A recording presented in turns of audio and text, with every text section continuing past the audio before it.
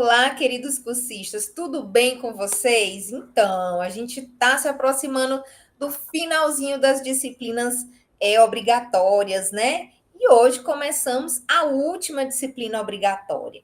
Então, é com uma grande satisfação, né, que eu retomo, né, essas apresentações aqui que eu gosto muito, tanto eu quanto a professora Dilma, e retomo aqui com alguém muito especial que vai nos acompanhar, né, na disciplina AEE, Deficiência Visual Baixa Visão, com ênfase na alfabetização no sistema Braille.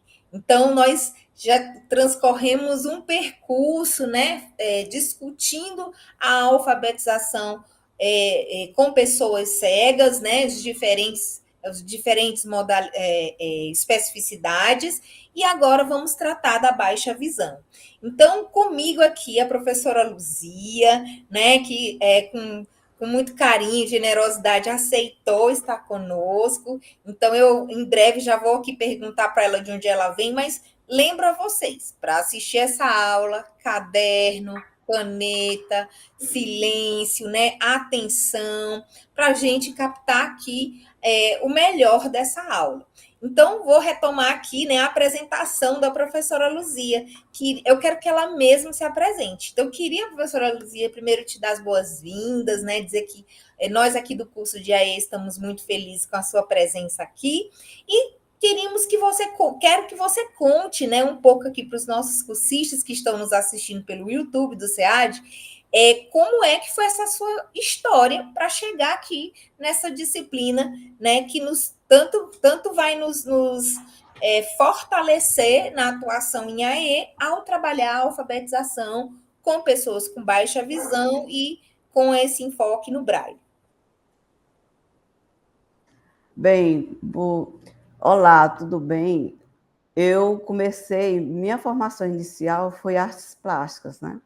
E depois eu fiz especialização em psicopedagogia e me apaixonei pela psicopedagogia. Eu fiz um projeto Psicoarte, e aí eu vim trabalhando na educação especial, numa escola pública, que era lá no Ana Cordeiro, né? Que quando eu terminei meu estágio, já fiquei por lá. E depois fui trabalhar numa escola particular, e lá eu recebi 4 alunos cegos.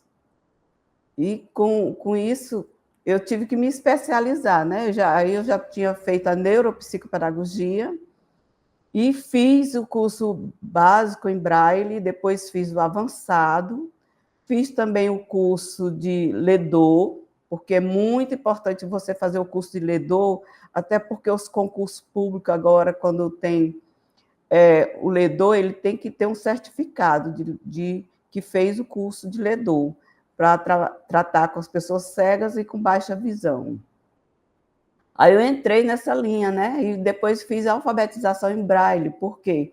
Porque eu tinha 4 alunos cegos, depois eu recebi mais uma aluna que eu atendo em casa, né? Um atendimento psicopedagógico em casa.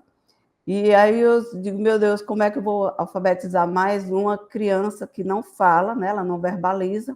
Então, fui buscar mais essa especialização, que é alfabetização em Braille. Especialização não, um curso que é feito lá no CAP. E aí eu fui por esse caminho, né? E eu me identifiquei muito e estou nessa caminhada de trabalhar com Braille e trabalhar com pessoas com baixa visão. Então, a gente está indo nesse caminho. Quando eu estava fazendo lá o curso de alfabetização em Braille, que eu estava terminando, a diretora lá do CAP me convidou para esse desafio, né, de ministrar essa disciplina. Aí eu digo, pois vamos lá. Eu gosto sempre de desafios, né, de ir nessa caminhada, buscando novos conhecimentos. E aqui vai ser uma troca também, né, porque nós vamos trabalhar hoje com a deficiência intelectual, deficiência visual e baixa visão, com analfabetização, e a gente sabe da importância dessa disciplina, né, na especialização de AE, porque cada dia você vai encontrar mais alunos com necessidades especiais, com baixa visão, com cegueira, com deficiência intelectual, entre outras deficiências. E aí nós não podemos mais dizer assim, eu não estou preparado, né? Porque nós temos toda a possibilidade de nos prepararmos para atender esses clientes que estão chegando na escola, né? Então, vamos lá, começar aqui nossa disciplina, que na unidade 1 a gente vai ver que a disciplina de deficiência visual com baixa visão, com ênfase na alfabetização, ela vem para efetivar a educação inclusiva como uma ação política. Por que política? Porque a gente precisa dessa ação política. Quando vai fazer o censo da escola pública, eles fazem o censo, aí percebe se tem algum aluno com deficiência, e aí, durante esse censo, a gente manda a demanda, né, de alunos com deficiência, e aí, com isso, a gente recebe os recursos para trabalhar com essa criança com necessidade especial, né? E aí é montado a sala de AEE nas escolas. Se não for na escola que o aluno estuda, vai ser numa escola pública, na outra escola mais próxima, né? Então, eles fazem esse levantamento de quantas crianças têm com necessidades especiais e vai montar essa sala. Então, é muito importante essa ação política e social também, né? Por que social? Porque antigamente as pessoas com necessidades especiais, as pessoas cegas, né, elas ficavam trancadas dentro de casa. E hoje a gente vê em vários ambientes, né? A gente vê no shopping, a gente vê num show, a gente vê que as pessoas estão socializando. E aí a gente tem que preparar essas pessoas cegas ou com baixa visão para ser inserido na sociedade. E cultural e pedagógica, né? A parte pedagógica que nos cabe, muitas crianças com baixa visão, a gente percebe que a família não percebeu, não teve um laudo, e aí quando ele chega na escola, que a gente observa que essa criança ela não enxerga direito no quadro, ela não tem interesse, você mostra uma coisa, ela não mostra interesse, aí depois você vai perceber que aquela criança tem baixa visão. Nós já vimos um caso de uma criança numa escola que a criança não enxergava direito e ela ficava só caminhando pela sala. E uma vez o vigia disse, olha, sua mãe está chegando. E ela disse, não está chegando. Disse, ela está ali perto. E a criança só enxergou a mãe quando ela estava a uns 5 metros de distância. Então, é na escola que a gente percebe isso, né? Essas necessidades da criança. Então, assim, para efetivar essa educação inclusiva como ação política, social, cultural e pedagógica em defesa de todas as pessoas estarem juntas participando do contexto escolar, que é um direito de todas as pessoas participarem desse contexto escolar. Não nos cabe mais dizer que a criança não pode ir para a escola regular. Todas as pessoas podem e devem ir para a escola regular. Aí nós vamos defender e valorizar as potencialidades de cada indivíduo, independente de suas características, das suas formas, de como elabora seus conhecimentos. Cada um tem uma maneira de elaborar esse conhecimento e cada um tem um ritmo, né? Tem seu ritmo, seu tempo, e aí você tem que estar observando isso para ver como é que ele aprende, como é que ele enxerga. Tem criança que não enxerga no foco na frente, né? Ela enxerga mais na periferia. Os olhos dela é como se tivesse uma mancha ao redor, né? E ele enxerga mais na periferia, outros enxergam mais no meio. Então, até isso, para quando a gente for posicionar o aluno na sala de aula, ver qual é a melhor maneira que ele está enxergando, né?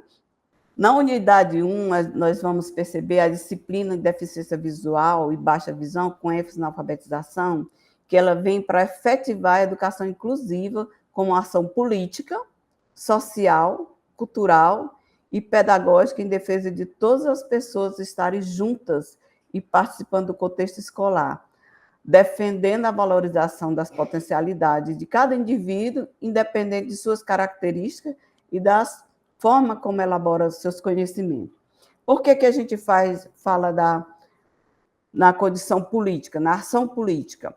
Na ação política é porque quando o aluno vai matriculado na escola e tem um censo escolar que o pessoal da escola, né, a secretaria, ele faz um levantamento de quantos alunos tem com necessidades especiais, quantos alunos têm deficiência visual, quantos têm deficiência intelectual, deficiência auditiva, e aí, com esse censo, é que vai ser enviado todo o equipamento de uma sala de AEE.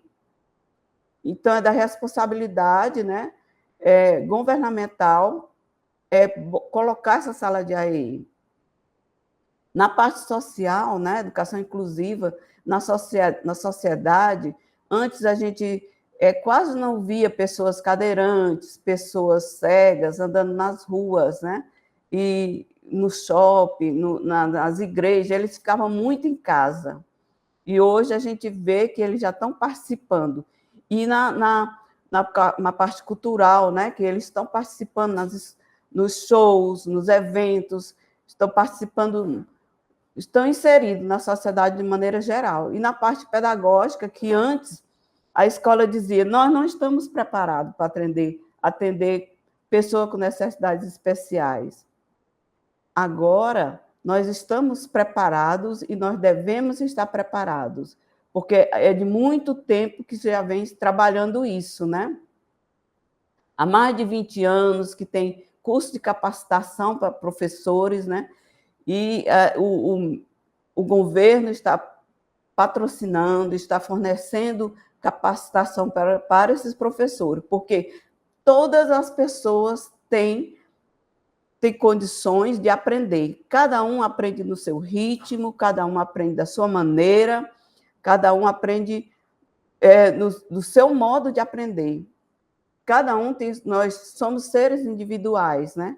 Então, cada um de nós temos como aprender. Então, os professores que têm que descobrir como é que esse aluno aprende, qual é a forma que ele aprende, qual é o tempo que ele aprende.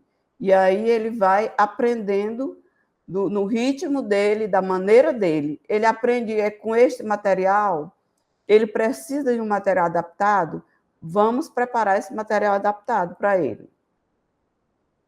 E a deficiência visual, baixa visão, ela tem as características, né? Então, a caracterização, do ponto de vista clínico, segundo a Organização Mundial de Saúde, a deficiência refere-se a qualquer perca ou anormalidade da estrutura ou função psicológica, fisiológica ou anatômica, podendo resultar numa imitação ou incapacitação, uma limitação ou incapacitação do desempenho normal de uma determinada atividade, que, dependendo da idade, sexo, fatores sociais e culturais, podendo se constituir em uma deficiência. Então, do ponto de vista clínico, né, a pessoa tem uma limitação ou incapacidade para realizar determinadas funções, determinadas atividades. Então, ele é considerado como um deficiente. E a deficiência de baixa visão pode apresentar alterações na percepção visual de detalhes, pode formar e armazenar imagens visuais diferentes e, por esse motivo, podem responder de forma ao que espera para a solicitação das atividades. Então, tem deficiência visual. A pessoa com baixa visão, ele, às vezes, ele vê só na periferia. Ele fica olhando para o lado, para ele poder enxergar o que está sendo apresentado para ele. Tem outros que enxergam só no meio. Tem pessoas que enxergam só bem perto de 1,5 metro, 2 metros, que aí a gente classifica como baixa visão, né? Os médicos classificam como baixa visão. E essas pessoas com essa baixa visão, eles não adianta eles usar óculos, né? Porque não vai ajudar. Então, a gente vê que são diferentes motivos, né? Às vezes, eles veem com manchas, central, às vezes com manchas nas laterais. E do ponto de vista educacional, né? O que a gente vê? Os estudantes apresentam condições de indicar projeção de luz e até um grau que a redução da sua acuidade visual limita o seu desempenho, que abrange 2 grupos, né? Que é o grupo 1, são aqueles que vê objeto a poucos centímetros, de 2 a 3 metros, ou 3 centímetros, e usando a visão para muitas atividades escolares, sendo que alguns utilizam para ler e escrever, com ou sem auxílio ópticos, né? Outros utilizam o sistema Braille. Então, tem essas pessoas que, de 2 ou 3 centímetros de distância, eles quase encostam o rosto no papel, no livro. Então, eles têm muita dificuldade para enxergar, e só enxerga bem de perto, e eles não enxergam as pessoas que estão lá um pouquinho mais distante, mesmo uns enxergam alguns vultos, algumas manchas, e outros só quando chega bem perto. E no grupo 2, né, o ponto de vista aqui houve uma troca. Do ponto de vista educacional, a chegada ou a descoberta de um aluno com baixa visão na escola geralmente causa um impacto e insegurança nos professores e nos outros profissionais, né, no ambiente escolar. O importante nesse momento é o professor acreditar no seu ofício e levar o estudante a acreditar que ele tem o potencial e que ele é capaz de aprender, mesmo que seja de forma diferente da maioria, né? O professor deve lembrar que a ação educativa impõe constantes transformações e o professor deve procurar novas tentativas. Então, quando esse aluno chega na escola regular, que ele tem baixa visão, às vezes o professor fica assustado, meu Deus, o que é que eu vou fazer com esse aluno, né? Ou então, ele chega sem esse diagnóstico, sem saber que tem baixa visão, porque nós temos casos, né, de pessoas, e até uma professora que chegou para trabalhar e ela tinha baixa visão e ela não sabia que tinha baixa visão. Quando ela chegou na escola para trabalhar, uma professora disse, olha, você tem baixa visão. Ela disse, não, é porque eu gosto de olhar as coisas de perto, que eu vejo mais com detalhes. E na casa dela, ela disse que assistia televisão em pé, bem pertinho da televisão, e ninguém não percebia que ela tinha baixa visão. Então, isso acontece demais. A pessoa cega é mais fácil de ser diagnosticado do que a pessoa com baixa visão. Então, acontecem muitos casos, né, de pessoas que têm baixa visão e não é percebido nem pela família. Isso é percebido quando ele chega na escola, que a professora olha que ele não tem interesse, que ele não está participando. Aí é que ela vai analisar, fazer uma avaliação para ver o que está acontecendo. No grupo 2, são aqueles alunos que, em algum grau, estão limitados ao uso da visão, mas eles usam a si mesmo, né? Predominantemente no processo de ensino-aprendizagem, necessitando, muitas vezes, de iluminação especial, auxílios ópticos e outros recursos, né? Então, tem esses alunos que têm uma limitação muito grande, quando eles chegam na escola, eles tentam usar, mas isso é muito cansativo para eles. E aí que entra o papel do professor, né?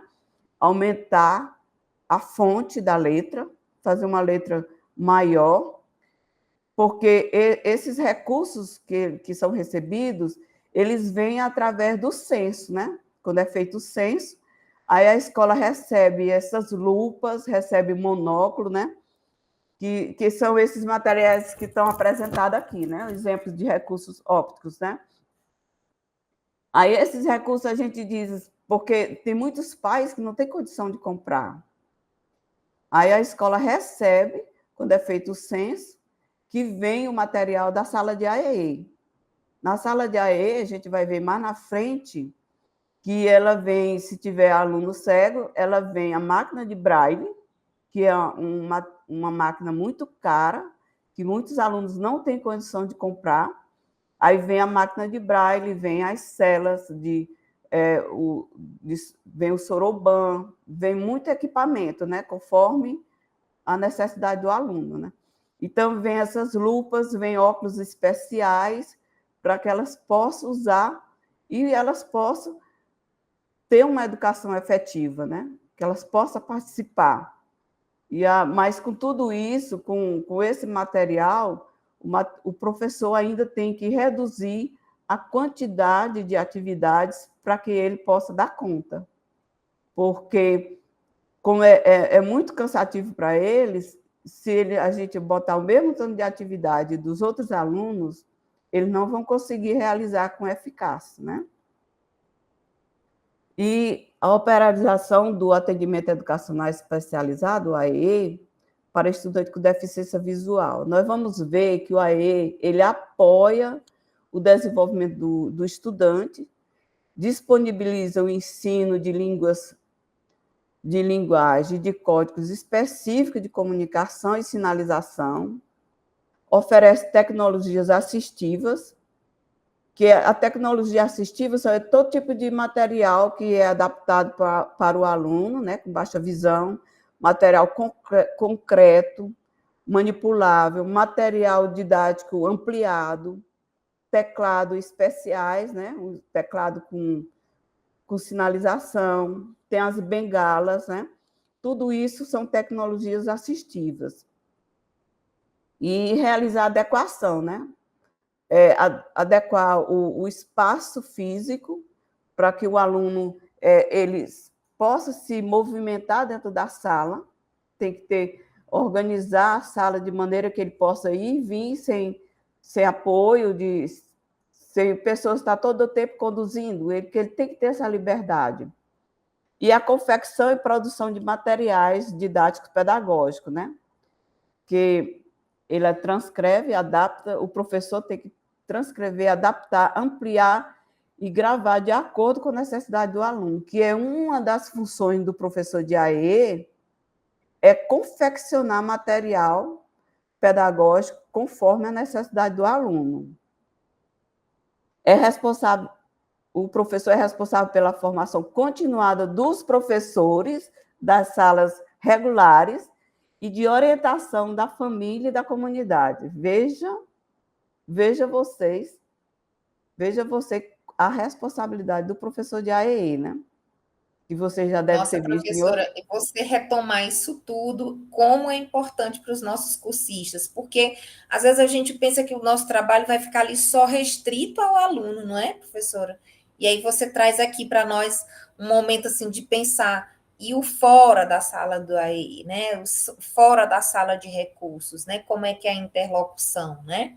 Então, gostei muito quando você trouxe essas, recordou para a gente que essa produção de material, essa comunicação com os outros profissionais, né? Essa organização de uma rotina também para o aluno, né? Isso também vai fazer um diferencial, né? Quando você coloca assim, olha, a sala de aula tem que ser um lugar em que o aluno possa se movimentar livremente, porque esse auxílio ele também tem que ser pontual, a gente tem que trabalhar a autonomia do aluno e a condição dele superando os desafios diários, né, professora? Então, gostei muito aqui. Eu tenho um aluno com baixa visão lá no superior, né? E a gente faz uma movimentação muito parecida com o que você estava colocando. E lá no ensino superior, eu tive um desafio, que foi conquistar os professores para que o aluno pudesse gravar algumas aulas. Porque na explicação muito rápida, né? Num quantitativo de slides que às vezes é sobre-humano para alunos ouvintes e com a visão sem comprometimento. Então, assim, os professores não queriam deixar gravar, você acredita? Porque achavam que aquela gravação ia expor eles. Aí a gente tem que ter toda aquela paciência, né, professora, de explicar que aquela gravação, para esse aluno, ela é essencial para a aprendizagem dele, né? Com certeza. Porque às vezes o professor bota uma imagem, né, e tem que descrever a imagem. E o correto, o ideal é que tenha um aluno, né, um parceiro que fique do lado dele para descrever. Então, tem que ser uma aula que seja mais lenta, né? As informações que dê um tempo para descrever. Porque quando ele bota um slide, que tem uma imagem, a pessoa com baixa visão, que está lá, mesmo ele estando na frente, tem detalhes que ele não percebe.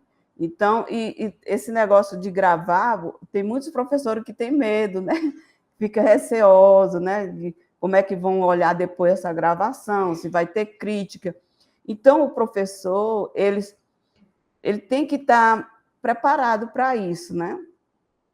Não ter medo. Eu fui fazer uma capacitação numa escola, numa cidade do interior aqui do Piauí, e uma professora disse, olha, falta 3 anos para mim me aposentar. E se botar um aluno especial na minha sala, eu vou desistir, vou perder minha aposentadoria, porque eu não quero um aluno especial na minha sala. Aí, essa capacitação que eu ia fazer era de 3 dias, né? Aí ficou todo mundo horrorizado. No íntimo, ela estava com medo de fracassar, porque ela é uma professora que já tinha uma carreira bem consolidada, né? Uma pessoa que era alfabetizadora, capacitada, mas ela ficou receosa de não dar conta de fazer aquele trabalho com aquele aluno específico. E aí foi assim, meio dramático quando ela falou e todo mundo criticou, mas quando foi no final dos 3 dias, ela disse, professora, eu agora estou preparada para aceitar um aluno com necessidade especial. E aí a gente vê, né, a grande responsabilidade do professor de AEI para fazer essa formação continuada com os professores, que os professores às vezes ficam perdidos, né, sem ter uma orientação, sem ter um caminho. E aí a gente vai, porque lá na sala de AE é que o aluno vai ser avaliado. E quando a gente vai fazer essa avaliação, a gente percebe as potencialidades e as dificuldades. E aí o professor de AE pode passar essas informações para o professor da sala regular. E dando orientações também para as famílias e para a comunidade, porque a família, quando ela recebe um filho com necessidade especial, ela passa por um momento de choque muito grande, né? Primeiro tem a negação, depois ele vem, não aceita, quando ele não aceita, ele demora para procurar os especialistas, né? Para procurar uma terapia, para procurar uma escola que dê conta de atender esse filho. Então, ela passa por esse tempo de luto muito tempo.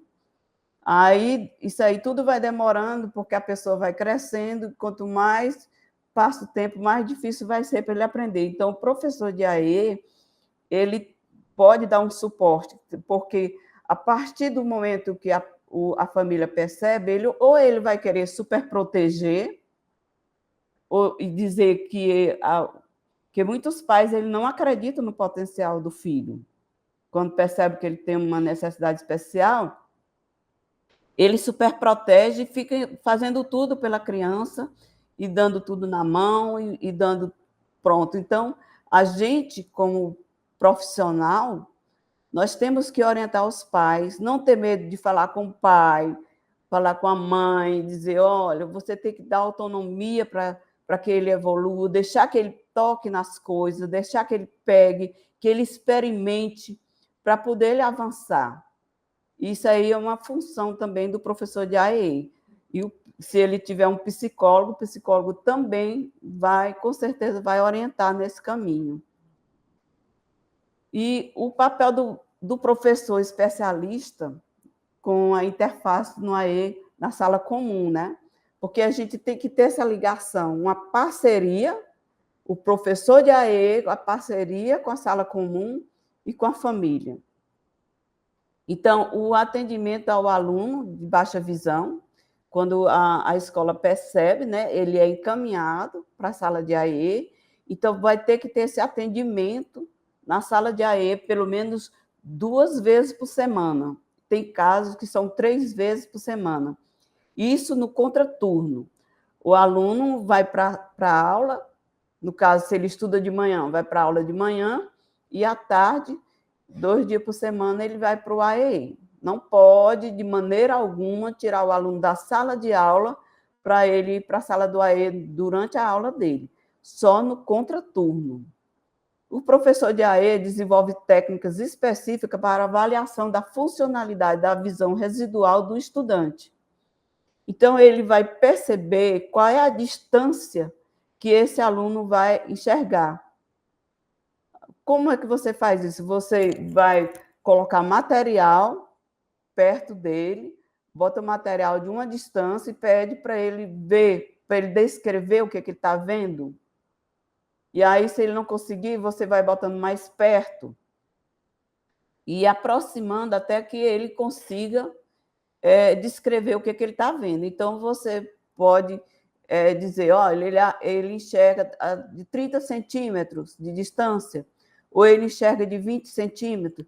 Então, na sala de AE é que a gente tem essa possibilidade de fazer, tem essa condição de fazer. Nós também utilizamos recursos ópticos e não ópticos. Que são esses recursos ópticos? São as lentes, né? As lentes de grau, né? Que são as lupas, são os óculos específicos, que é para usar só durante a leitura, que não pode usar direto. São vários materiais, o monóculo, né? Que é aquele que olha só no olho, para que ele possa enxergar. A adequação da luz e a escolha do melhor ângulo visual. Se ele fica no lugar que tem mais luz ou menos iluminação, porque tem uns alunos que têm baixa visão e ele tem hipersensibilidade à luz, do contrário de outros, né? Que precisa de muita luz. Então, isso aí a gente vai perceber quando estiver fazendo atividade com ele. Se ele se incomoda, se ele vai colocar a mão nos olhos, se ele vai coçar os olhos, se ele vai fechar. E aí a gente vai graduar essa luz, essa entrada de luz. Às vezes precisa fechar uma janela ou deixar só meia aberta para que ele possa chegar. Então, o aluno é que, você percebendo, ele é que vai dizer qual é a quantidade de luz que ele enxerga melhor. E também a gente tem que uso de estímulos em contraste de cores. Sempre colocar um preto com branco, uma imagem preta com fundo branco. Porque, às vezes, a pessoa coloca um fundo branco com uma imagem amarela. Ele não vai perceber. Então, tem que ter um contraste. Pode ser o fundo branco com uma cores preta, vermelha, ou um azul bem escuro. Até as letras, quando a gente coloca nos slides, tem gente que coloca slide com letra amarela, com letra bege, não enxerga, né?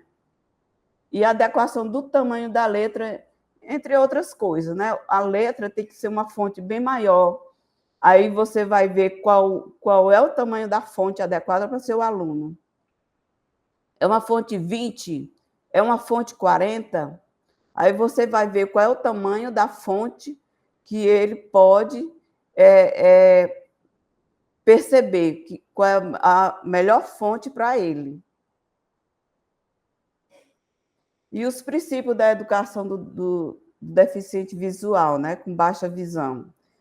São 5 os princípios básicos que todo educador consciente, né, de suas funções deve considerar globalmente em qualquer etapa do seu trabalho, visto que se encontram ligados interdependentes, né? Então, a gente, quando é educador, a gente sabe, percebe que os nossos alunos não são robotizados, né? Eles não aprendem tudo na mesma hora, não aprendem tudo do mesmo jeito. Cada um tem a sua maneira de aprender.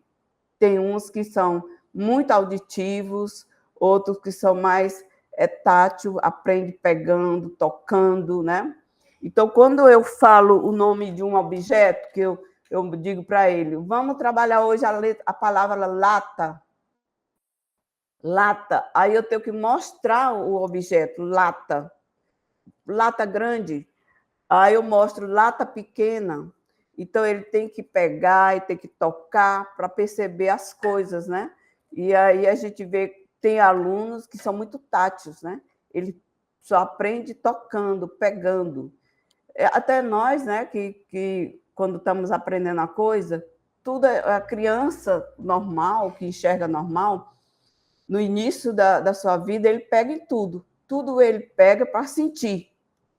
Então, a criança com baixa visão, mais ainda, o tempo dele é maior ainda, não é só na primeira infância, ele vai ficar maiorzinho e ainda tem que pegar nas coisas para sentir, né? É isso que a gente vai ver, a individualização. Se para a educação comum é importante considerar diferenças individuais dos alunos, quanto mais se tratando dos alunos com dificuldades visuais. A cegueira e os vários graus de subvisão não constituem uma condição padronizada dos indivíduos, né? Então, nós não somos padronizados para aprender. E mesmo que a pessoa tenha deficiência visual, cada um tem o seu grau de deficiência visual. Aí, cada um tem a sua maneira de ver o seu espaço, né? Um é meio metro, o outro é 50 centímetros. Então, aí, essa individualização que a gente tem que perceber, né? Não só nas pessoas especiais, mas com todas as pessoas, né? Cada um de nós somos diferentes na nossa vida, né? E as pessoas com baixa visão, eles irão diferir entre si, né? Como a gente falou, tanto ou mais que as crianças videntes. O grau de visão, a época e condição em que surgiu a deficiência, a estrutura familiar, o meio ambiente, são aspectos que exigem um programa individualizado que venha atender às necessidades de cada aluno, de acordo com suas potencialidades, ritmo e desempenho. Então, a família é de fundamental importância para o desenvolvimento dessa pessoa, porque a família que vai ensinar ele a descer um batente, a subir um degrau, a pegar no talher, a pegar numa colher, a pegar num copo. Ele vai perceber, pegando no copo, se o copo está cheio, né? O copo está com água gelada, ele pega, bem aqui está uma temperatura, aqui embaixo já está outra temperatura, aí ele vai perceber até onde está a água.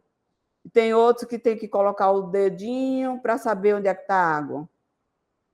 Então, a família, essa estrutura da família, a família que ensina, que dá oportunidade, que deixa o aluno, o filho perceber, deixa ele evoluir, ela vai ajudar muito. Quando a criança não é estimulada dentro de casa, quando ela chega na escola, ele tem muito mais dificuldade. Ele não consegue pegar nos objetos, ele tem medo. Ele tem medo quando escuta um som, que ele se assusta, que ele não está vendo, né? Que se o som tiver uma coisa, produzir um som lá longe, né? Ele vai se assustar. E em casa, o familiar, ele tem essa oportunidade de mostrar vários sons de vários ambientes, né? Então, a família tem que trabalhar isso, para que ele vá evoluindo, vá crescendo e vá percebendo todas as coisas que ele tem que conviver, pegando, tocando, né? E observar que cada um ser tem suas potencialidades. Que quando a gente vê uma pessoa com deficiência, geralmente a gente vê só a dificuldade. Ele não pode isso, ele não pode aquilo. E as potencialidades? O que ele é capaz de fazer? O que ele sabe fazer? E aí a gente tem que ir por esse caminho de ver as potencialidades. Aqui eu botei os 3 tipos de bengalas, né? Que é a bengala branca, que é para a pessoa que é cega, total. A bengala verde, para a pessoa que tem baixa visão, que aí você, quando vê uma bengala, a pessoa com a bengala verde, você vai perceber, vai saber que ele enxerga um pouco, mas ele ainda precisa dessa bengala, porque ele está em pé, se ele for uma pessoa alta, ele não enxerga o que tem no chão. E a bengala da pessoa surdo-cego, né? Que é a vermelha. Então, tem essas 3 categorias de bengala. Nós temos obrigação de conhecer isso aí quando a gente vê, né? Temos que saber quem é professor de AEI. E a concretização, né? Que é o conhecimento da pessoa com deficiência visual, ela será obtida através dos outros sentidos, principalmente da audição e do tato. Então, tudo que eu estiver apresentando para a criança com baixa visão, eu tenho que botar para ele tocar, para ele pegar. Se eu mostrar bem aqui, quando eu estou falando para ele, nós vamos trabalhar o B de bola. Aí eu tenho que colocar uma bola na mão dele, porque para ele tocar, para ele sentir. E tem muitas crianças com baixa visão, com cegueira, que eles não têm a oportunidade de pegar numa bola, de chutar. Porque até na escola, quando os meninos vão jogar bola, jamais irão convidar uma pessoa cega, né? Ou com baixa visão. E ele poderia ser inserido nesse momento, né? Para botar um guinzo dentro da bola, para ter um som, para ele ouvir e para ele saber onde é que está a bola. Então, quando a gente vai trabalhar com a criança, a gente tem que, com baixa visão, tem que ter essa manipulação. Bola, eu vou trabalhar a letra I, eu tenho que levar um objeto que começa com a letra I, né? Um ioiô. Se eu for trabalhar a letra A, eu levo o apito, né? Para ele. Aí tem que botar para ele apitar, para ele saber que é um apito, para ele tocar, para sentir. Se eu for a letra B também, né? Pode ser bonecos, bola, botar uma boneca maiorzinha, né? Com a letra A, o anel, né? A gente trabalha, bota um anel no dedo dele, o anel, o apito. A letra C, né? A gente vai apresentar a letra C. A gente tem que ter vários objetos para ele sentir. E vamos explicar, né? Que aqui é um cavalo, mas é um cavalo pequeno, só para demonstrar, mas que, na realidade, o cavalo ele é grande. Ele fica do tamanho de uma pessoa, né? Aí com a letra E, vamos trabalhar com a letra E, nós temos que levar escova, mostrar que tem escova de dente, escova de cabelo, para ele tocar e para sentir. Então, a gente vai trabalhando e mostrando os objetos para ele sentir, porque é na manipulação desses objetos é que a criança vai aprender. Porque a gente, né, quando nós entramos numa sala, num espaço, quando a gente olha, a gente percebe tudo automaticamente. Nossa visão, né, dá uma olhada assim, no geral, a gente já vê tudo. E a criança, a pessoa com baixa visão, ele não vê. Ele vê só o que está bem ali pertinho, né? Então, a gente tem que descrever o que tem naquela sala, naquele ambiente, para poder ele sentir e para ele ver, para ele chegar perto, para ele tocar, para ele sentir. E quanto às texturas também. Deixa eu mostrar bem aqui alguns objetos com texturas.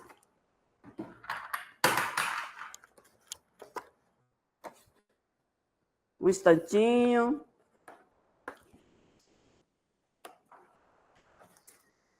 Aqui um objeto com textura, uma imagem com textura, a textura aqui lisa. Professora, se você puder levantar um pouquinho. Aqui, tá vendo? Isso, agora eu estou vendo uma maçã num quadrado verde. A textura aqui do papel... Se você puder levantar acima do seu rosto. Isso, ficou ótimo.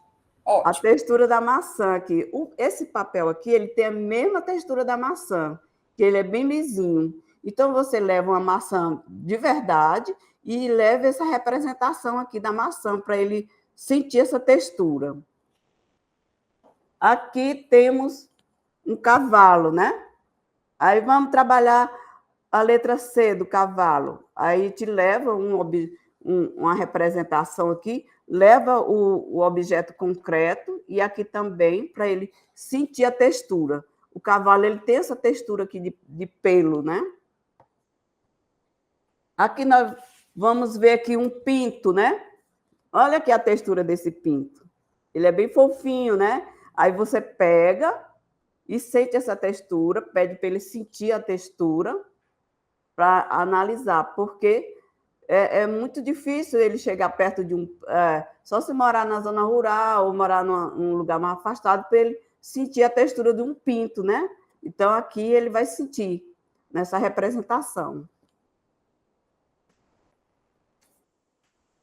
Aqui temos uma borboleta, né? Que ele vai sentir também essa textura, é de veludo, que a borboleta ela tem essa textura aveludada. Então, a pessoa com baixa visão, se ela chegar perto da borboleta, a borboleta vai voar, né? Então, ele tem que sentir através dessa representação. Aqui temos um jacaré com a textura áspera, para ele sentir o que é áspero. Então, ele vai tocar para sentir que é áspero, né? Que é uma lixa. Então, assim a gente vai trabalhando vários tipos de textura, né? Mostrando. Aqui já temos um chapéu, né? Que é uma palha lisa que ele vai sentir. Então, a gente vê que só assim que ele vai ter a noção, né? Das texturas e das coisas, a temperatura nós podemos levar para a sala de air algum objeto quente, um objeto gelado, para ele sentir, porque eles não têm esse conceito, né? Às vezes a família não favorece, não oferece essa oportunidade para ele sentir. Aqui tem um exemplo de uma família, né, que está trabalhando com a criança, colocando para ele pegar nos objetos, para ele sentir as texturas, para ele sentir o que é um carro. Eu tenho aqui também, né? Então, toda vez que a gente vai trabalhar, a gente tem que mostrar o objeto concreto. Uma pessoa com baixa visão, ele não tem noção que é uma casa. Ele caminha nos espaços da casa, mas de longe ele não vê o formato de uma casa.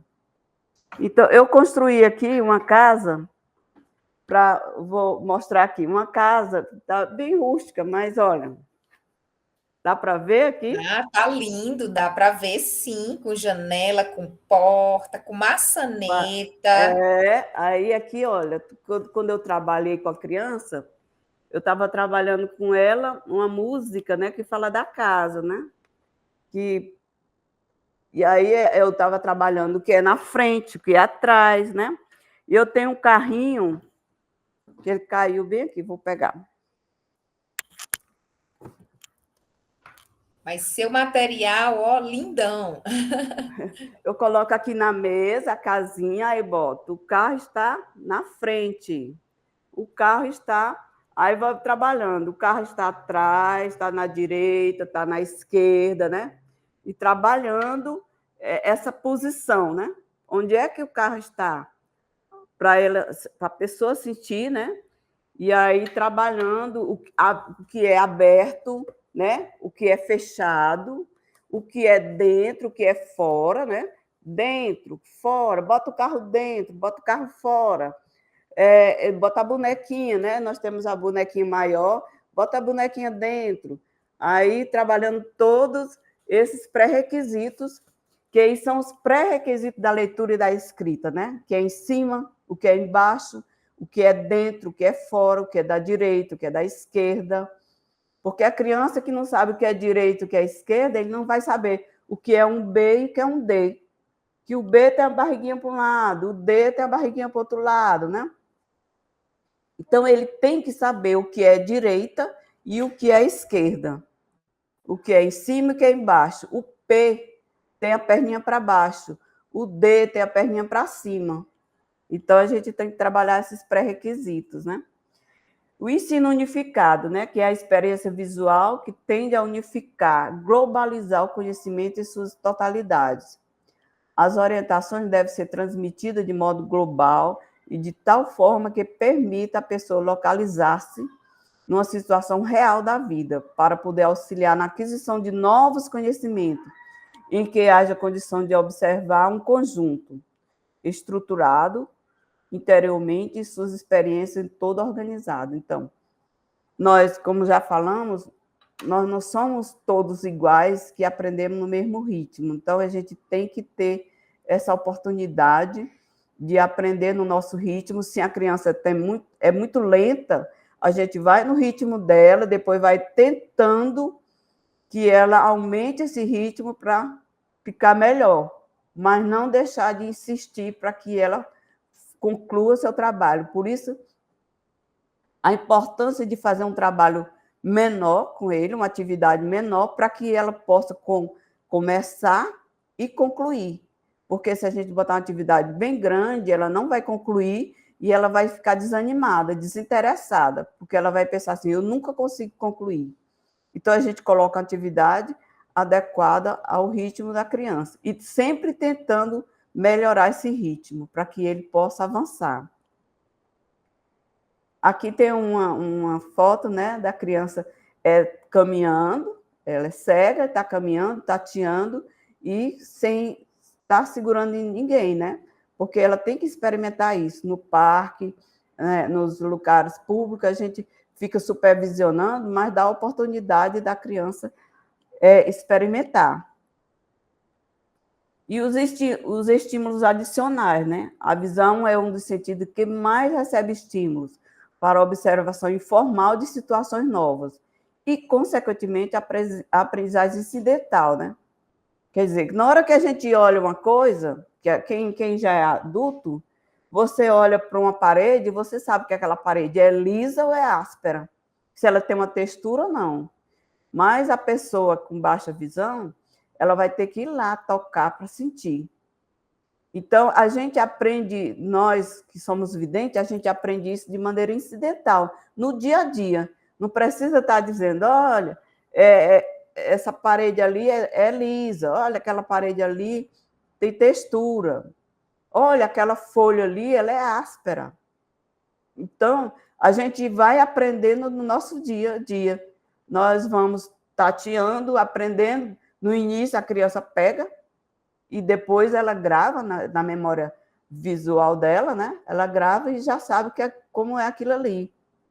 Você não vai chegar num lugar, numa exposição de arte e vai tocar na arte para saber se ela tem uma textura ou não, né? E a criança cega ou com baixa visão, ela pouco estimulada, terá uma vida relativamente restrita. Por quê? Porque ela não tem o conhecimento. Ela não foi ensinada, ela não foi incentivada, ela não foi estimulada. E aí cabe à escola dar essa oportunidade para a criança aprender e conversar com a família para que a família também incentive. A orientação mental sobre os ambientes mais próximos pode ser iniciada pela exploração detalhada dos mesmos, né? Seguida de descrição ou representação, iniciando-se pela descrição da sala de aula, do banheiro, da diretoria, do refeitório, e vai evoluindo conforme o domínio da criança. Então, quando ela chega na escola, a gente tem que descrever a sala e dizer para ela memorizar. Ela chega e diz, olha, a sala tem tantas carteiras, tem 25 carteiras com mesa. Aí tem a mesa grande da professora e vai lá com a criança, pede para ele tocar na mesa, para ele sentir, para ele chegar perto, para ele... Depois ele vai botando na memória dele, vai memorizando. Quando passa-se uma semana, ele já tem na memória dele onde é que está o mobiliário daquela sala e ele vai entender. Depois você vai ensinar para ele o caminho do banheiro, que é a mobilidade, né? E aí, se for uma pessoa do sexo masculino, pede um AT do sexo masculino para acompanhar ele até o banheiro e ensinar onde é que está o vaso, onde é que está a pia, e ele vai aprender. Com uma semana, ele aprende. Então, ele vai, conforme ele vai evoluindo, você vai mostrando os outros espaços, a diretoria, o refeitório, e ele vai evoluindo conforme o domínio. Uma coisa interessante, que eu me lembrei agora, é que eu atendi um adolescente que era... Ele é cego, né? E ele estava na aula de manhã e ia para o AE de tarde. Aí ele chegou, quando eu pegava o elevador com ele, ia buscar lá na recepção. Aí pegava o elevador e disse, ó, aqui da sua direita tem uma quadra que tem tantos jovens jogando voleibol. Aí eu ia descrevendo. Entrava no elevador, aí eu disse, aqui no elevador tem 3 jovens. Aí eu descrevi os jovens, né? Aí ele chegou lá na sala e disse, tia, você sabia que eu estudo numa escola? Aí foi falar da escola que ele estudava, né? Disse o nome da escola. Ele disse, e você sabia que você está na mesma escola? E ele pensava que ele estava em outro ambiente, porque o percurso era diferente e ninguém tinha dito para ele, nem eu, nem a mãe, nem ninguém, que ele estava no AE, que era no mesmo prédio, só que em outro andar, em outra sala. Então, a gente percebe o tanto que a gente falha com as pessoas que têm baixa visão ou que são cegos, ao não descrever. Porque quando a gente chega num lugar, a gente vê tudo, né? E a gente pensa que a pessoa também tem essa noção pelos estímulos. Então, nós temos que incentivar para ele ouvir melhor, para ele trabalhar essa audição, para perceber que o som ali é de uma escola, que o som de tocar o sino, né, para mudar o horário da aula, que era o mesmo da mesma escola que ele estava, né? Então, a gente falha quando a gente não descreve.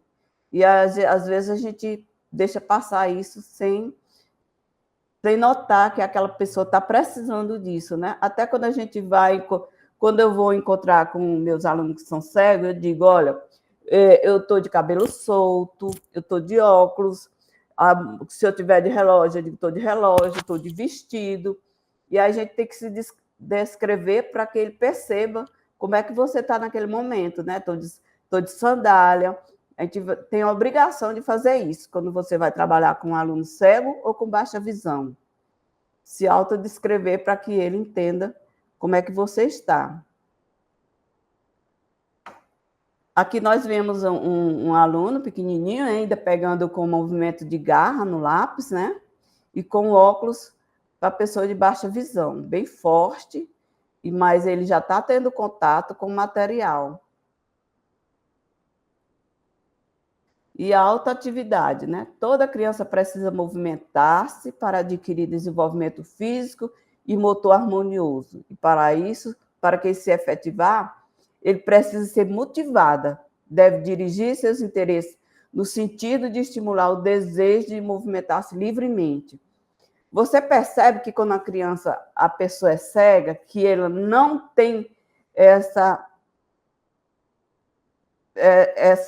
habilidade, ela anda travada, né? Ele caminha todo rígido, não tem o balanço dos braços, né? Ele se movimenta bem rígido, com medo de esbarrar, com medo de bater em alguma coisa. Então, ele tem que ter essa atividade de mobilidade para que ele se movimente com mais naturalidade, para que ele consiga caminhar, né? Coloca a bengala, vai caminhando, e para ele ter essa segurança. Por que ele fica travado e caminha todo rígido? Porque tem medo, ele não tem segurança. Então, a gente tem que incentivar isso para que ele desenvolva essa habilidade e tenha segurança. E aí é um trabalho que também tem que ser feito na educação física, né? O professor incentivar para ele se movimentar com mais flexibilidade, né? A mobilidade, a fala, o ato de preensão, de segurar, de alimentar-se, de fazer sua higiene corporal. A socialização e outros aspectos podem ser retardados se ela não for orientada para executar tais atividades, né?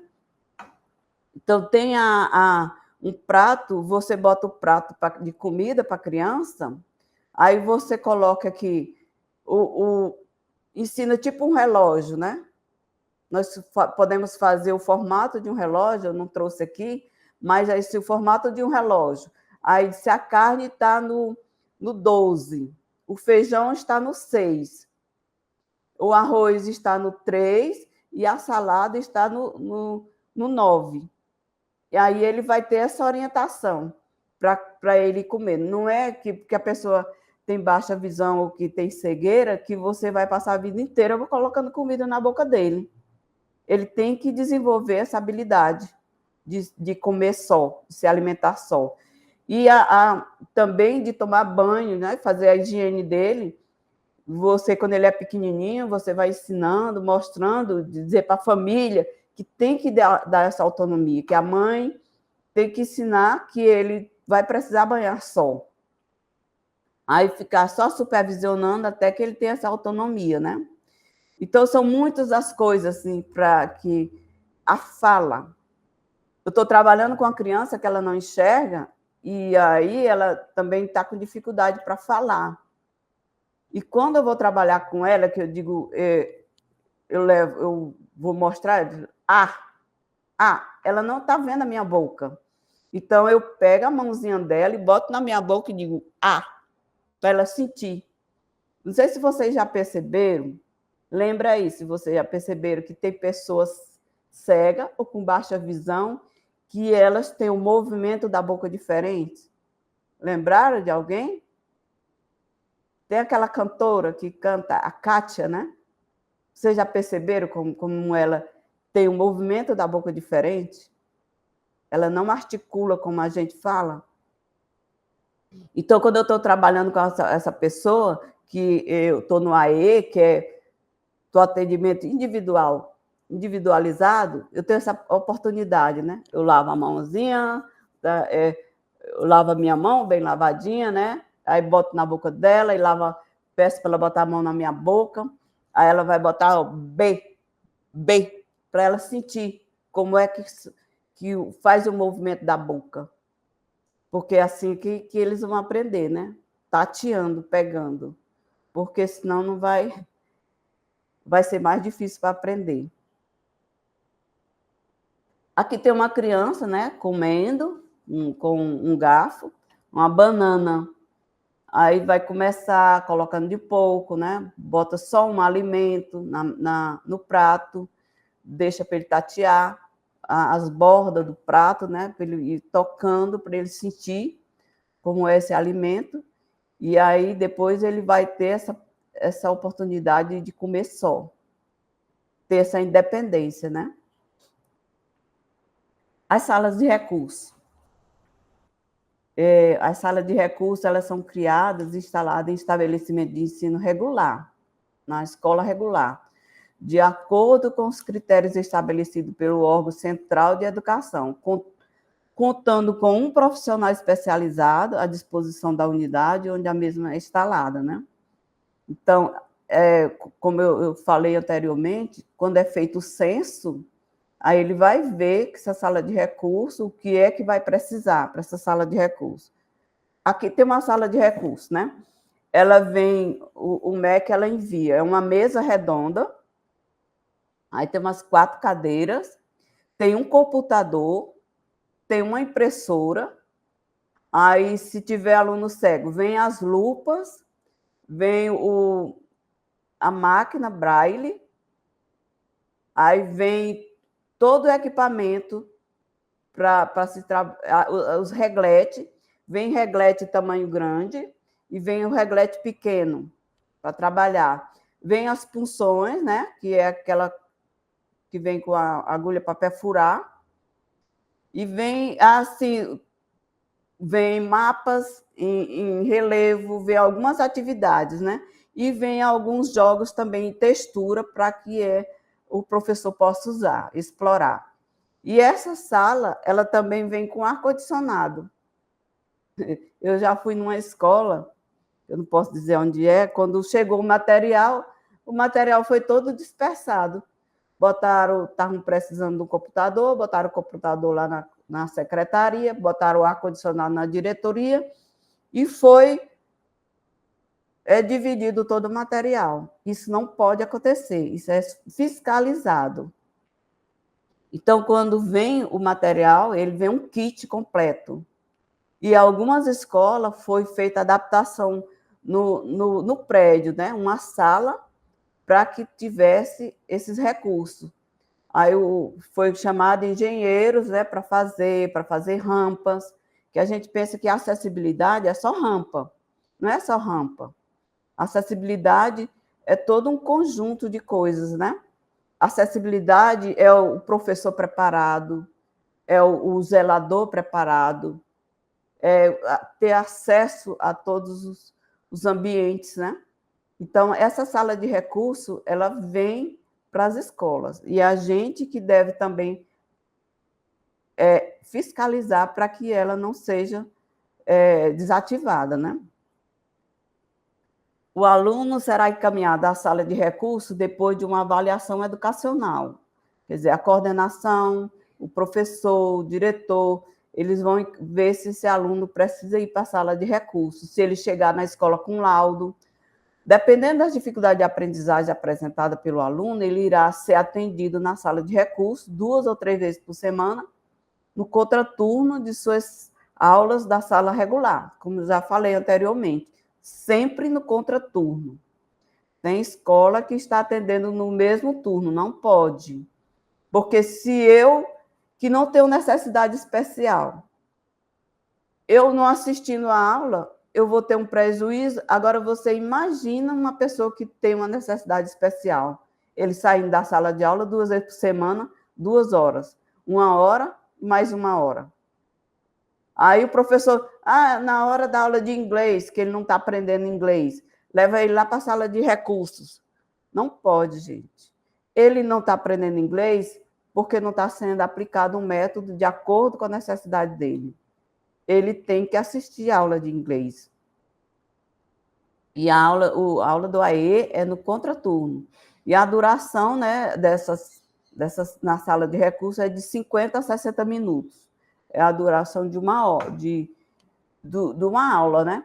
Então, se ele precisa aprender o braille, ele tem que ir 2 vezes por semana para aprender o braille, para poder ele depois atuar na sala regular. O professor especialista na sala de recurso, né? Ele tem que fazer uma entrevista com a família, vai entrevistar a família, que eu tenho um modelo bem aqui, que eu vou já mostrar para vocês, fazer a avaliação do aluno, avaliar suas dificuldades, suas potencialidades, sempre olhando que o aluno tem potencialidade.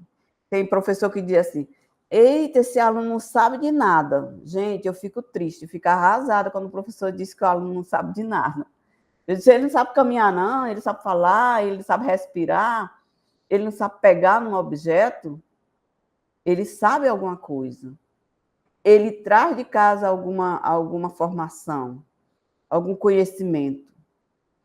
E aí, por isso que o aluno tem que ter um portfólio, que é para quando ele sair daquela sala, que ele vai para outra sala, aí o professor vai dizer, olha, quando ele chegou aqui, ele tinha a letra desse tamanho, a letra dele era grande, agora ele estava com a letra menor. Quando ele chegou aqui, ele pegava no lápis com movimento de garra, e agora ele já está pegando com movimento de pinça. Então, a gente não pode subestimar o aluno, dizer que porque ele tem uma dificuldade, uma deficiência, ele não sabe de nada. Aí tem professor que fica assustado, já diz que ele não sabe de nada. Aí o professor Professora, fala, ou oi, que ele não sabe de nada e que nem vai aprender, que não tem esse. Não, por que ele está fazendo aqui? Né? A pergunta que eles fazem muito para a gente é essa. Você imaginou a pessoa chega no ensino superior e alguém diz assim: ah, mas ele não sabe de nada. E esse tempo todo de escolarização, né? Então, acho muito importante quando você retoma esses pontos, de como deve ser a nossa avaliação do aluno, né? Recuperando as conquistas dele no período, naquele ano letivo, os avanços, o que foi o desafio e o que ainda se constitui uma fragilidade, né? Que são fragilidades que a gente vai trabalhar também e que vão se consolidar, vão se resolver no tempo do aluno, né, professora? Com certeza. Eu fico triste quando a pessoa diz que ele não vai aprender. Ele vai aprender no ritmo dele, né? Do jeito dele. Ele vai aprender com material concreto, ele vai aprender da maneira diferente, mas que ele aprende, aprende. Todos nós temos nossas dificuldades e nossas potencialidades. Eu sempre pergunto, professor, você era bom em tudo? Você tirou 10 em todas as disciplinas? Porque geralmente a pessoa que tira 10 em matemática, ele não tira, assim, no geral, não estou dizendo que é todo mundo, mas quem tira 10 em matemática, às vezes não tira 10 em português. Por quê? Porque ele não tem a mesma habilidade que ele tem em matemática para português. A pessoa, às vezes, ele é 10 em química, mas ele tem uma dificuldade em inglês. Então, a gente percebe que nós, que ditos normais, nós temos nossas dificuldades, mas nós temos nossas potencialidades também. Então, a pessoa com deficiência, ele tem a dificuldade, mas tem potencialidade. Então, o professor de AE, ele faz a avaliação do aluno no ambiente escolar, que ele pode mandar um questionário para a professora de sala de aula, ou ele pode sentar na sala de aula, pedir permissão ao professor, ficar sentado lá atrás, observando esse ambiente do aluno na escola, na sala regular. E o professor vai elaborar o plano de atendimento educacional especializado, que a gente antes era o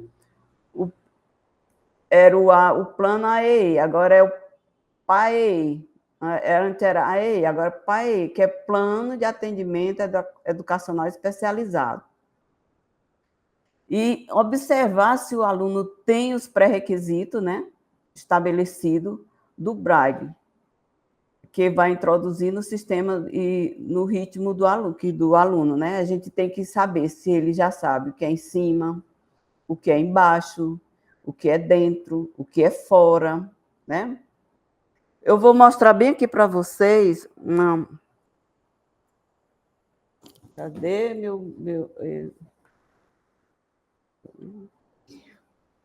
Tem o instrumento que chama IAR, que é a Avaliação do Repertório Básico para Alfabetização. E aí ele vem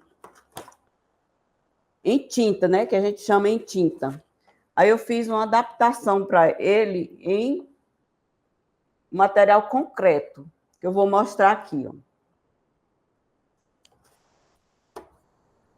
Está desorganizado. Aqui é para saber os pré-requisitos da leitura e da escrita. Aqui é o esquema corporal, para saber que os braços, a cabeça e as pernas. Ele vai localizar braço, cabeça e perna. Aqui é para ele localizar direita e esquerda. Pé direito, pé esquerdo. O que tem no pé direito? O que tem no pé esquerdo? Aí ele vai localizando direita e esquerda. Aqui também de outra forma, né? Direita e esquerda. Pé direito, pé esquerdo. Aqui, mão direita e mão esquerda. Mão direita. Esses bonequinhos foi feito de EVA, que eu coloquei aqui.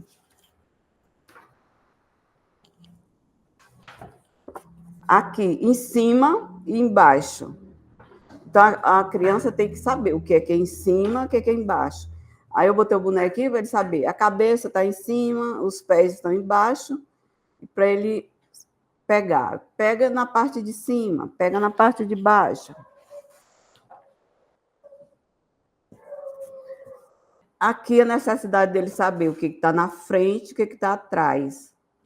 Aí, quando ele vai escrever, tem aluno que está no pré-silábico, ele está lá começando ainda. Outro dia eu pedi um menino para escrever o nome dele, aí ele botou o nome, aí começou já no meio da linha. Aí, quando chegou no final da linha, que não cabia, ele botou lá no começo. Por exemplo, era Arthur. Aí o R não coube, aí ele pegou o R e botou lá na frente do A, que tinha um espaço. Aí aqui ele vai saber o que está na frente, o que está atrás, qual é o peixe que está mais perto, que está mais longe, né? Aí saber que de uma palavra para outra tem um espaço, né? Então, as letras que formam o nome são tudo pertinho. E de uma palavra para outra tem que ter um espaço. Então, aqui a gente vai trabalhar perto, longe.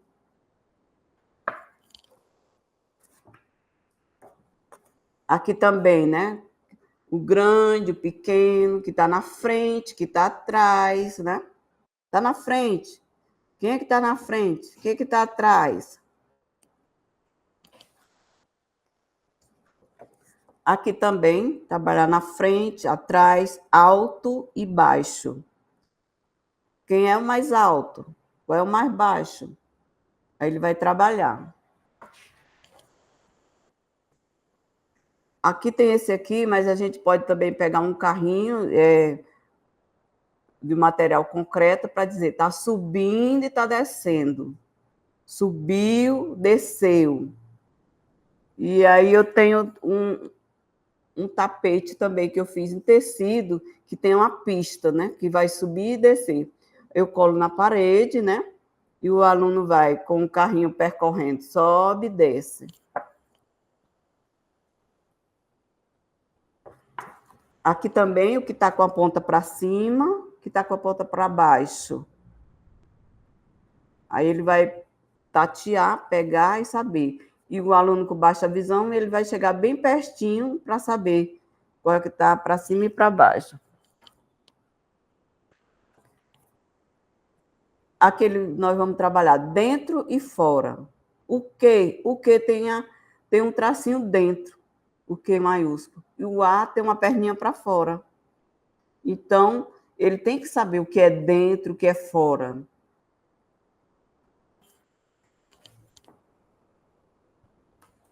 Aqui as formas geométricas, né? Para ele entender. Aqui está cheio, está vazio, tem pouco, tem muito. Aí a gente vai trabalhar pouco, muito. Podemos levar também o copo com água para ele dizer se tem pouco, se tem muito. Aqui também tem qual é o que tem mais, qual é o que tem menos. Tem muito, que tem pouco.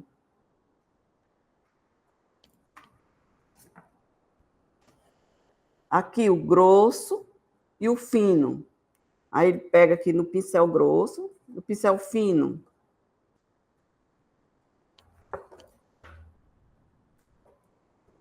Aqui o grande e o pequeno. Aí ele vai pegar aqui, ó, aqui é o grande, aqui é o pequeno, né? O lápis grande, o lápis pequeno. O T, ele sobe e vai lá em cima. O T é grande. O I é pequeno. Então, quando a criança domina esse material bem aqui, que tem no IAE, que é o instrumento de avaliação básica, do repertório básico, esses são os pré-requisitos para a leitura escrita. Se ele já está com esses pré-requisitos estabelecidos, ele já está preparado para iniciar a alfabetização. Então, é um material que você pode construir, você pode fazer para trabalhar com os alunos. Aí aqui nós temos, né, um modelo, a criança em seu ambiente familiar. Deixa eu ver se eu tenho aqui. Será que dá para ver aí? Como é a socialização? Aqui é só um modelo, que vai botar o nome Está da criança. pequeno, professora, mas a gente pode combinar que depois você pode mandar esse arquivo separado e a gente coloca lá no SIGA para os alunos conhecerem, né? Para eles terem acesso, tá bom? Tá bom. Aí, esse modelo aqui, como eu estou dizendo, é um modelo e que aí o professor da sala de aula, ele pode criar o seu próprio, né? Mas aí a gente vai ver aqui, bota o nome do aluno, a data de nascimento, a série que ele estuda, o turno, a escola, que se ele frequenta regularmente, porque tem umas coisas assim, que tem um aluno com necessidade especial, que tem uma mãe que leva o menino só no dia que dá vontade. Infelizmente, tem uma baixa frequência.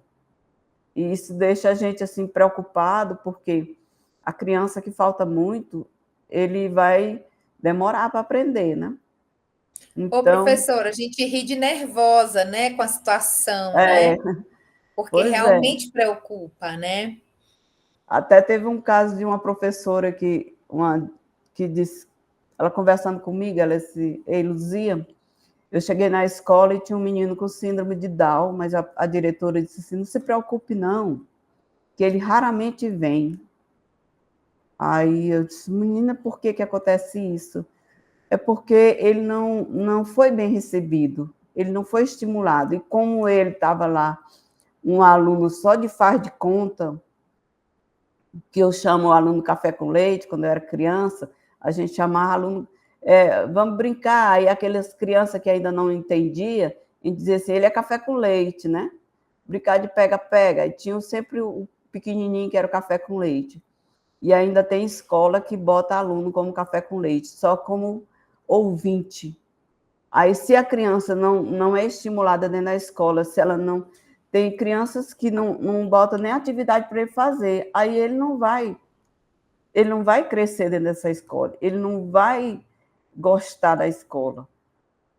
E para ele ficar na escola, ele tem que gostar, ele tem que amar, e ele tem que ter uma função dentro da escola.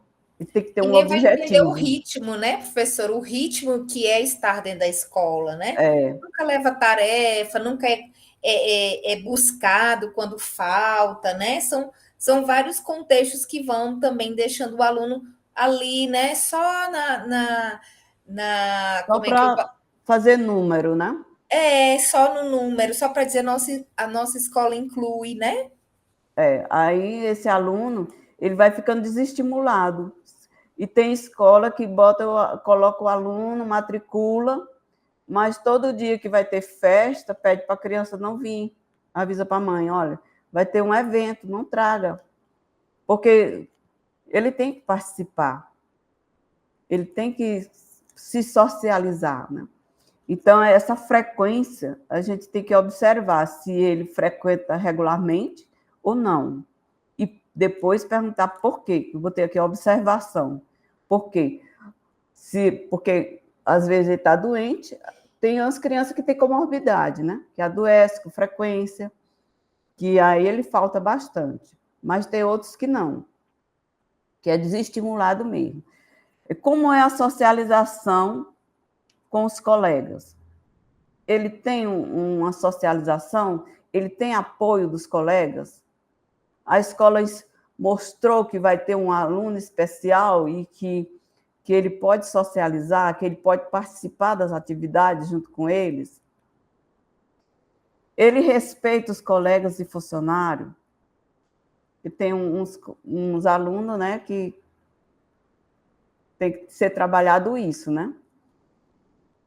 Ele segue as regras e comando da escola. Quando a gente diz assim, segue as regras e comando, é porque tem alunos especiais que as pessoas deixam eles livres para fazer o que eles querem.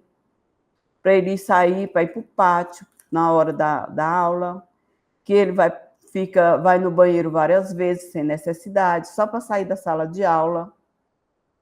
Então, tem que ter as regras para todo mundo e para ele também. Ele também tem que seguir regras, porque a sociedade impõe que a gente tenha um comportamento, né, que a gente siga essas regras.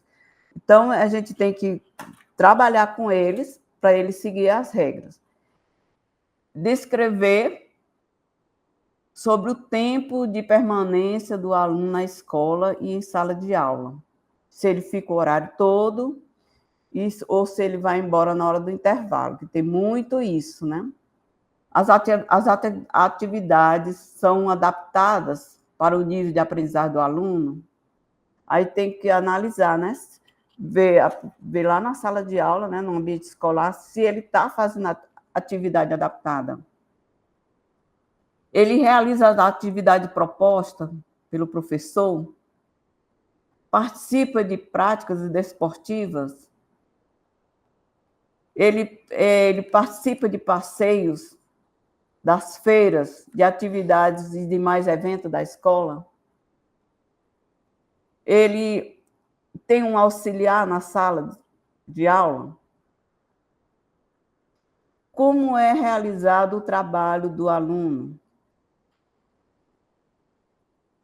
Como acontece a participação da família na escola? A família é atuante, a família pergunta como é que ele foi, como é que ele está. A família diz, hoje ele não dormiu bem, ele pode apresentar um mal-estar.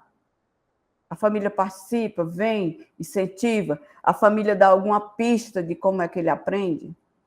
Essas observações e questionamentos que a gente faz da escola, né? Aí nós temos um outro aqui, que é a criança em seu ambiente familiar, que a gente vai também mandar esse modelo para vocês, que é nome do aluno, do professor, né?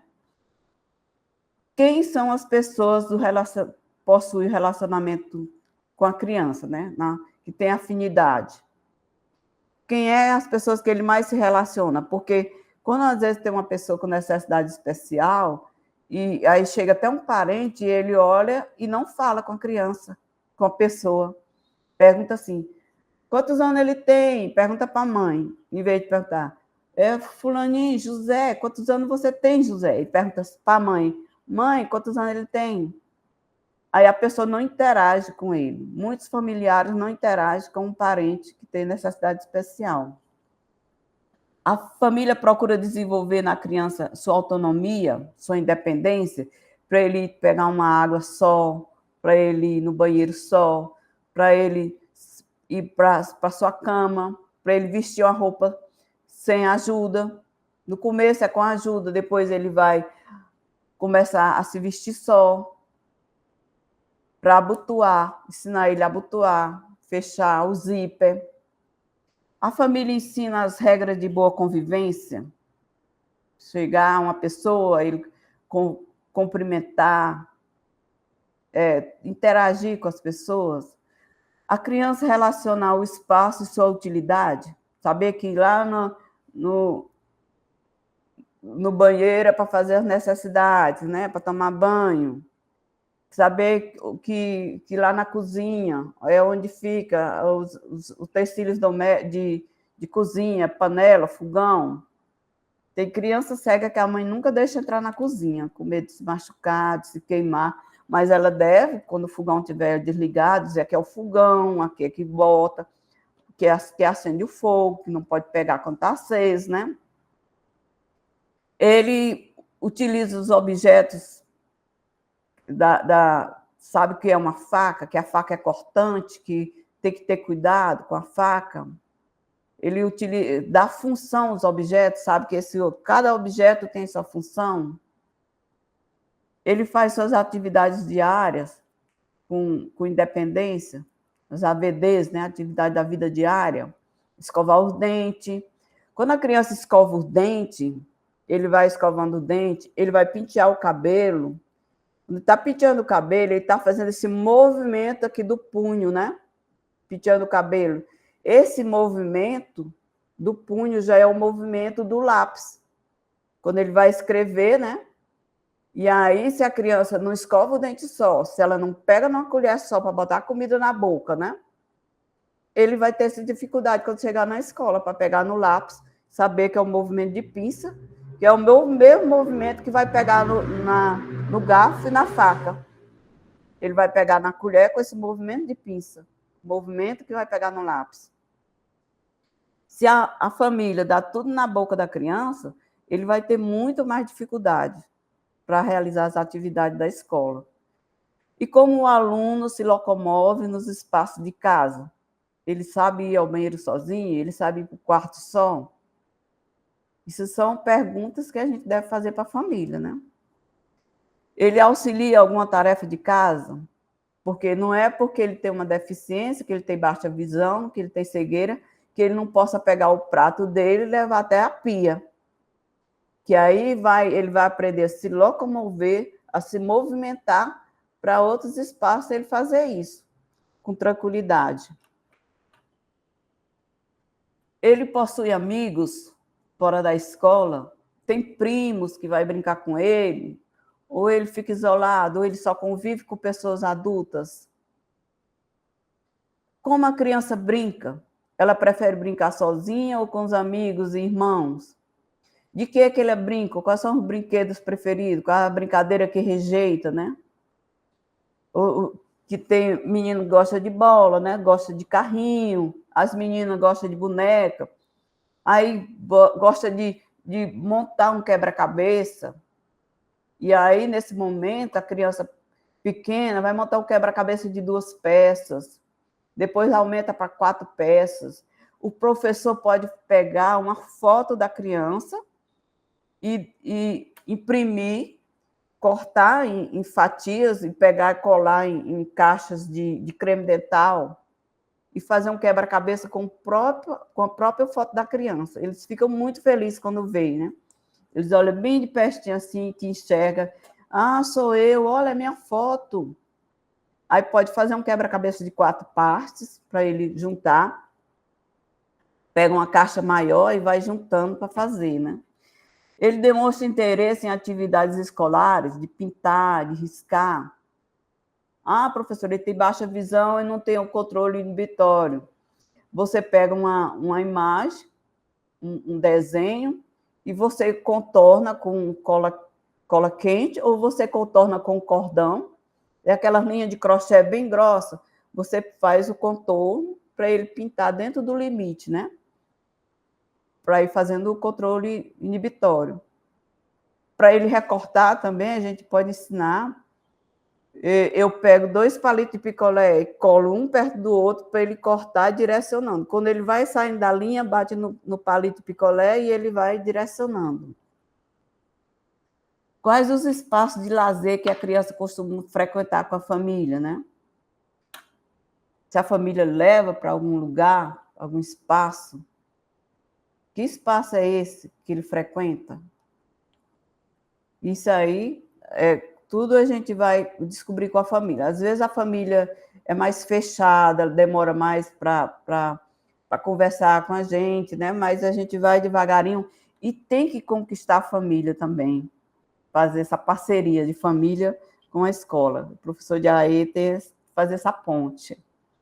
Aqui tem um modelo do plano, né? Depois que a gente faz tudo isso, essa entrevista com a família, aí faz a avaliação dentro da escola, a gente vai elaborar o plano de atendimento educacionalizado, especializado. Plano de atendimento educacional especializado. Nós vamos colocar o nome do aluno, a data de nascimento, o diagnóstico, né? Se ele tiver um laudo, o nome do pai, da mãe, o telefone e o nome dos professores inclusivos. O professor da sala regular que ele está.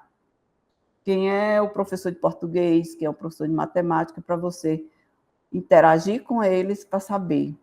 É a série e o turno, né?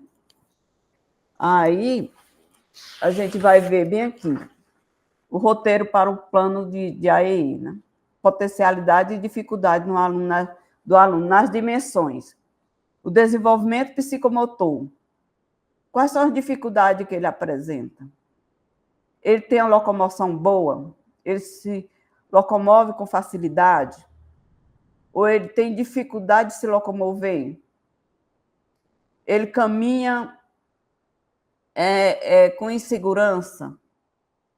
Aí você vai botar dificuldade, caminha com insegurança. Vou ler bem aqui um que eu fiz de um aluno meu, que botei aqui a dificuldade dele, né? Lateralidade não definida, não reconhece posição, direita, esquerda, em cima e baixo, não a quantidade e forma também, ele não sabe o que é muito, o que é pouco. ou seja, não adquiriu as habilidades para a leitura e escrita. E a potencialidade reconhece o esquema corporal e discrimina tamanhos. Ele sabe o que é grande e o que é pequeno. E o esquema corporal, ele reconhece onde é que estão as pernas, os braços, que quando a criança é bem pequenininha, a gente pergunta, cadê a cabeça? Ele bota. Cadê o nariz? Ele bota a mão no nariz. E quando a criança é cega, os pais, geralmente, eles ficam desestimulados para fazer essas brincadeiras, né? Então, quando chega na sala de aula, a gente tem que trabalhar esse esquema corporal. Na linguagem, quais são as dificuldades que ele tem? Ele tem dificuldade de verbalizar? Ele tem dificuldade em alguns fonemas? Ele troca o F pelo V, faca, vaca? Se ele faz essa troca? E quais são as potencialidades que ele tem? Ele conversa, ele inicia e mantém um diálogo, ele fala o que ele está precisando no momento, o que ele está querendo fazer, quais são as necessidades dele, ele verbaliza isso. O desenvolvimento cognitivo, né? No desenvolvimento cognitivo, a gente pode avaliar se ele reconhece as letras, né? Se ele faz imitação, se ele faz reconto, você conta uma história e depois pede para ele contar. Se ele reconhece os números, letras, e se ele já consegue ler alguma coisa. Se ele sabe somar, subtrair. Se você mostra para ele uma quantidade de objetos, tirou 2, quanto ficou? E também nas pessoas maiores, também a gente faz essa avaliação cognitiva, já que está nas séries finais do ensino médio, você vai ver como é a cognição dele. Se ele consegue aprender os conteúdos, se ele consegue fazer essas atividades, né? A socialização e a afetividade, né? Se ele consegue socializar, conversar, se ele mantém as amizades, se ele gosta das pessoas, se ele chega e cumprimenta, diz bom dia, professor, boa tarde. Aí, se ele tem essa parte da socialização, ou se ele chega, fica calado na dele, se ele não realiza nenhuma atividade assim que seja de socialização. Aí, se ele tiver dificuldade, você coloca, né, que ele não socializa, que ele não consegue ter amizades. Se ele tem potencialidade, você vai dizer que ele consegue manter as amizades, e aí vai falando. No meio social, né, com a família. Se a família leva ele para algum ambiente, para a igreja, para clube, para piscina. Criança com baixa visão e cegueira, eles adoram piscina. Mas tem gente que não leva com medo de se afogar, né? É só a pessoa ficar vigilante ali perto, como toda criança, né? E quais são os fatores que podem explicar essa situação? Por que ele apresenta essas dificuldades, né? Aí a gente vai analisar, né? Ele ainda não adquiriu essas habilidades devido à superproteção da família, ou porque ele não teve oportunidade, porque ele entrou para a escola já era um pouco maior, porque tem um aluno que eu atendi, ele entrou na escola, ele já estava bem grandinho. Então, ele não teve a oportunidade de aprender, porque ele passou muito tempo doente. Até isso a gente tem que analisar. Quando foi que ele ficou com baixa visão? E, às vezes, a criança já adquiriu alguma habilidade, aí ele perdeu a visão, ou ficou com baixa visão. E aí ele tem um desenvolvimento diferente daquele que já nasceu com problemas visuais, né? Se a pessoa nasceu com problemas visuais, ele tem um ritmo diferente daquele que ficou doente, passou muito tempo doente, depois ele perdeu a visão ou ficou com baixa visão, e aí nós temos que ter essa sensibilidade para investigar. como é que aconteceu isso, né? Então, depois de tudo isso que a gente faz, a gente vai trabalhar, né? Quais são os fatores? Aí nós vamos elaborar nosso plano de ação, que é o plano de ação que a gente vai trabalhar, né? O que é que eu preciso ensinar para aquele aluno? O que é que aquele aluno precisa aprender? Porque, às vezes, a professora está ensinando o aluno as vogais e ele já sabe as vogais. Aí diz para a mãe, olha, ele aprendeu as vogais. Aí a mãe disse, ele já sabia. Então, você tem que investigar o seu aluno para saber o que ele sabe, o que ele já aprendeu e o que ele precisa aprender para aquela série, para aquele momento. O que é importante para ele naquele momento? Quais são os objetivos que ele precisa adquirir para levar para séries finais, para séries seguintes, né? Então, a gente tem que ter essa sensibilidade para analisar, para conhecer o aluno. E a gente tem que perceber que cada aluno tem sua especificidade. Não é porque ele está com uma deficiência visual que nós vamos tratar todos os deficientes visual do mesmo jeito. Cada um tem a sua dificuldade e sua potencialidade. Então, gente, é isso. Eu espero que vocês tenham entendido. Se não tiver entendido, faz uma revisão de novo da aula. Eu estou à disposição. Aí, né, nesse primeiro momento, tem uma atividade para fazer. E tem um estudo, né? Que é para fazer do livro A Criança com Baixa Visão na Escola. Deixa eu mostrar aqui para vocês. Esse livro bem aqui, que eu me baseei nele. E aí tem uma atividade para fazer sobre esse livro, né? Que eles vão repassar para vocês. E esse outro livro aqui. É uma apostila, né? Que é fornecido pela Fundação Dorina, que é muito bom, e vocês precisam ler esse livro, essas duas apostilas com bastante atenção, porque eles são bem específicos, descreve bem direitinho quais são as situações, né? Como é que a criança de baixa visão percebe os detalhes, como é que a criança de baixa visão percebe a luz. Então, esse livro está à disposição para vocês, né? Acessibilidade dos contrastes, que é o preto com branco, né? Que eu falei antes, que é fundo branco com objeto preto, ou então do contrário, para que ele possa perceber. A coordenação visomotora, que é a coordenação entre o olho e a mão, que a gente precisa desenvolver neles, né? Porque a criança com baixa visão ele tem medo de pegar numa coisa e se machucar. Então, a gente tem que dar essa autonomia para eles conhecerem. Aí a gente tem que saber também da perda do campo visual, né? Porque eu tinha até um óculos para mostrar para vocês. Um óculos com... Aqui, você percebe nessa imagem que a pessoa vê com as manchas, né? E tem gente que vê mais no centro, outros vê mais na lateral, que a gente falou antes. Então, é isso. Eu deixo agora a palavra com a professora Carla Andréa, né? Para ela fazer a finalização aqui. Muito bem, pois eu aprendi muito, viu, professora?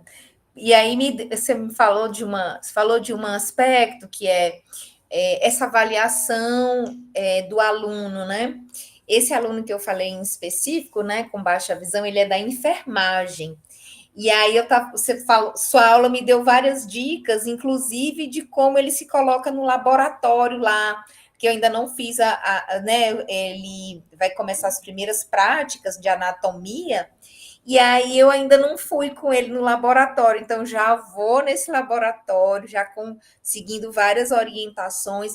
E eu acho que o elemento alto da sua aula foi trazer esse detalhamento de questões que a gente precisa pensar, como se descrever para o aluno, ter essa tranquilidade em questioná-lo do que é a condição dele, né, do que ele consegue fazer.